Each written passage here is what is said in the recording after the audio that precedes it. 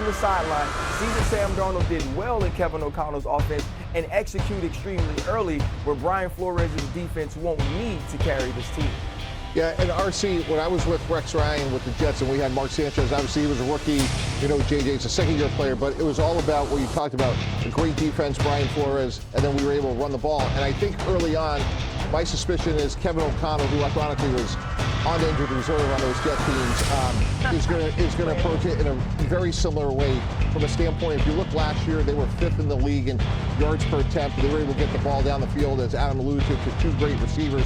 I would think early on they'll lean on the run game, Aaron Jones, that really good offensive line, and then build that downfield passing game gradually. So, again, J.J. McCarthy, not a rookie, but basically like a redshirt freshman. Give him time to get comfortable, much the way we did with Sanchez, and let that talent build and confidence build during the season. We spent an awful lot of time this offseason talking about what the Bears have done to fortify the interior part of their offensive line. The Minnesota Vikings have done the very same thing. Yeah. They signed Ryan Kelly and Will Freeze away from Indianapolis. They drafted Donovan Jackson. They shored up the interior part of their offensive line, and they're going to count on running the football with Jordan Mason and Aaron Jones and protecting J.J. McCarthy to help this offense go. But those are some big changes up front. It's not just the Bears who have put a lot of resources into their offensive line. The Vikings have as well, just hasn't generated quite as much conversation. That's a good point. You mentioned the Bears. That's actually who the Vikings opened the season with. They got the Falcons, Bengals, Steelers, and Browns in those first few weeks. That's how J.J. McCarthy gets his official starting job started off. All right, so let's stay in this division, right? This is one of the most competitive divisions in the NFL. Minnesota third among the NFC North teams in terms of their chance to win the division and make the playoffs. ESPN Analytics has the Packers just ahead of the Vikings. That's interesting, with a 49% chance for them to make the playoffs. All right, Jeremy Fowler's been bopping around everywhere. He joins us now from Green Bay as his camp tour continues. Jeremy, what did you see at Packers camp today? The possibilities feel endless with these Green Bay Packers tight ends, Tucker Kraft and Luke Musgrave, finally healthy together. And you can see them out there in the practice field. They were making a ton of plays. Now, the Packers had a few wide receivers out today, so that's part of the reason. But make no mistake, Jordan Love looks to both players early and often as security blankets. And head coach Matt LaFleur told me that both players have both the smarts and the athleticism to be versatile chess pieces as he schemes things up for this offense.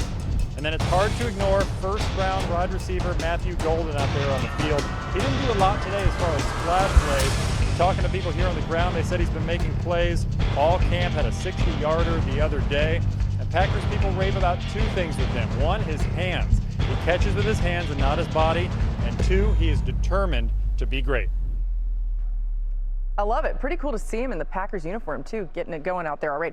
By the way, the Packers play the Lions week 1. You'll see the Lions on TV tonight, the Hall of Fame game. They'll look to improve in divisional games after going 1-5 against the NFC North last season. The latest on Micah Parsons in Dallas. Well, it feels like today the Dallas Cowboys and Micah Parsons are further away from a deal than they were in late March when they were in hot and heavy talks at that time.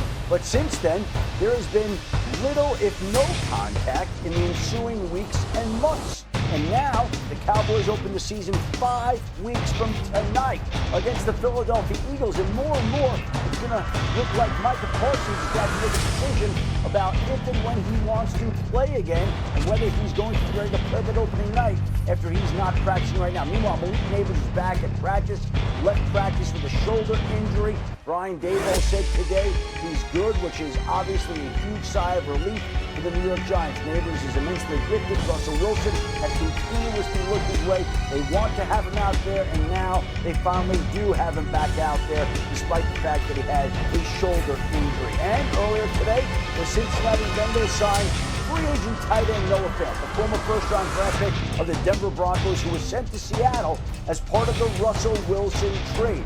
He's flashed at times, and he could have an opportunity in Cincinnati, where the Bengals already have Mike Gesicki there.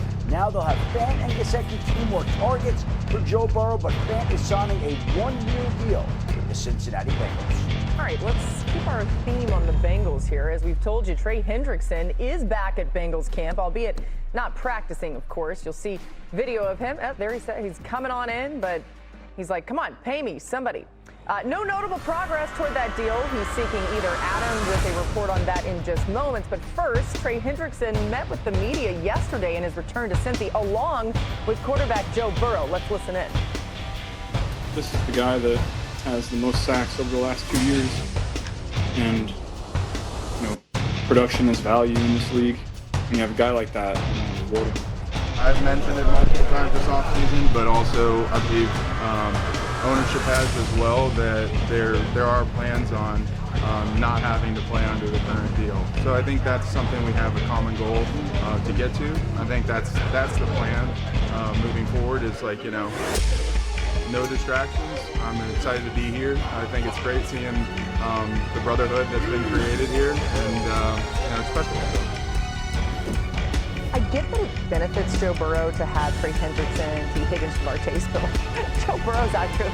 Come on, hey, my guys, what are we doing? Some of this is specific to the organization. But, Adam, where do we stand with the Bengals and Trey Hendrickson now that he is at least back in Cincy?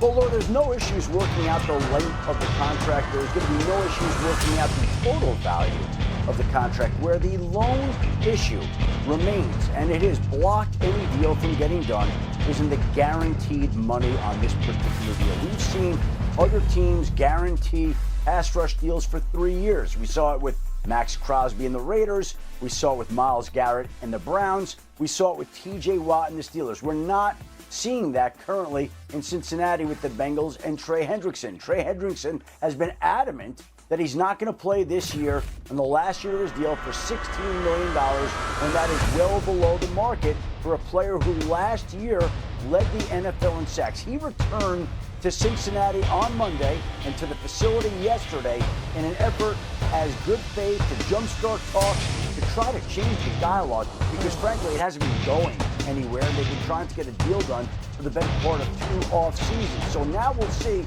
with him there, with regular face-to-face discussions and encounters, if that can make any difference. But they need to figure out a way to get the guaranteed money resolved, or there's going to be no contract. Adam, of all the players you mentioned, to me, the one that's most germane is T.J. Watt. They're born within 2 months of one another, and over the last 2 years, Trey Hendrickson has outproduced Watt. So to me, his average per year at $41 million is very logical and well-founded relative to the market. And if you look at what Cincinnati's done from a team building standpoint, it's very logical. They paid T. Higgins, they paid Jamar Chase. In their secondary between Dax Hill, DJ Turner, Cam Taylor-Britt, they are very young. When you have a young secondary, the best way to help them out, have a great pass rush. That really starts with Trey Hendrickson. Hopefully it ends for them with Jamar Stewart. But for this team to get to where they want to go, they absolutely need to get Trey Hendrickson. And to me, this market's defined. And after Watt got signed, I don't know what else they need to get in a room and get this thing hashed out. I'm going to tell you what, Trey Hendrickson is just an awesome human. And how would you like to play with the quarterback that not only advocates for himself, but for every player who produces within that team? Yeah. Joe Burrow is saying, I want these guys to get paid, and I want those guys to get rewarded. Now, whereas he's a great teammate to have, he has to be an executive's largest headache, because when your best player continues to say, hey, Noted. Front office, pay these dudes, right? It's a little bit difficult. But funny. I love the fact that Mike T mentioned this defensive backfield, because Dax Hill is young. His play has to step up. You think about a guy that was recruited as a safety out of high school, played nickel and safety at Michigan, and now he's going to be tasked with being a starting corner. Cam Taylor-Britt, who 2 years ago had one of the more exceptional years in the AFC at the cornerback position. He took a step back last year. You're going to need a guy like DJ Turner, a 4-2 burner, to also show up. And so there's so many pieces of this defense that have to step up for Al Golden, the new defensive coordinator, if they want to be competitive. But make no mistake about it, that starts with Trey Hendrickson. And now when you pair him with Jamar Stewart, who is in camp and signed, they could be a force up front, but it can't start unless that $16 million or that $16 million year is taken off the table and we see something in the upper 30s, then Trey Hendrickson will be sitting at home watching along with us. Well, they're already in the upper 30s, RC, but it's again about the guaranteed money. And the Bengals have guaranteed the full contracts of Joe Burrow, Jamar Chase, essentially. They haven't done that for anybody else. And we know how Joe Burrow feels about Trey Hendrickson, because he grouped them right in with Jamar Chase, T. Higgins, and Trey Hendrickson. The Bengals didn't fully guarantee T. Higgins' deal, and I think that they would like Trey Hendrickson's deal to look a lot more in guarantees like T. Higgins than Joe Burrow and Jamar Chase. But the fact of the matter is,